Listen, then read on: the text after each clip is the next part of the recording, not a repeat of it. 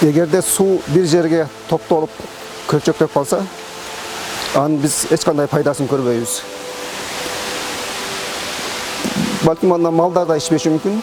Ошол жерде туруп, анан соолуп, көлчүк биротоло жоголот.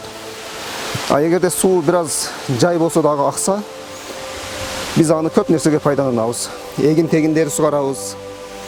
Мал жан ичет. Эгер таза болсо өзүбүз ичишибиз мүмкүн.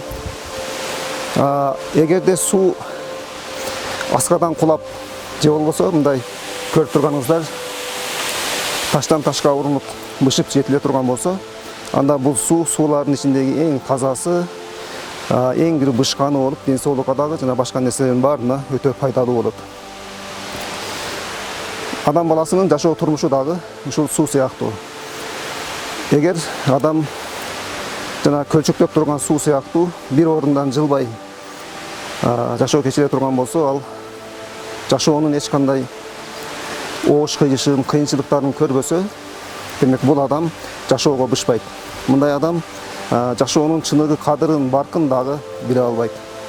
Ал эми жашоонун кадырын, баркын билүү үчүн адам баласы сөзсүз түрдө турмушта, жашоодо мына ушул суу сыяктуу, таштан ташка урулган сыяктуу жашоодо ар кандай кыйынчылыктарга туш болуп, ар кандай сыноолорго туш болуп, бышып жетилиши керек. Ошон үчүн эгер Аллах Таала биздин тагдырыбызга кандайдыр бир сыноону жазып, башыбызга бир кыйынчылык келип калса, дароо тагдырга наразы болуп, эмне үчүн мен ушундай кыйналып атам дебестен, бул сыноо аркылуу бизди Аллах Таала мындан алдын боло турган дагы бир мындан дагы оорураак кыйынчылыктарга тарбиялап жатат деп түшүнүшүбүз керек. Биздин башыбызга кандай кыйынчылык келбесин, анын артында сөзсүз жакшылык бар. Кандай жакшылык болбосун, анын артында бир жамандык болуп калышы дагы мүмкүн. Ошон үчүн Аллахтын тагдырына ыраазы болуп, турмуштагы оош кыйыштарга нааразы болбостон, Аллах Таала бизге берген өмүрдү Аллахка ыраазы болуу менен өткөрүүгө аракет кылышыбыз керек.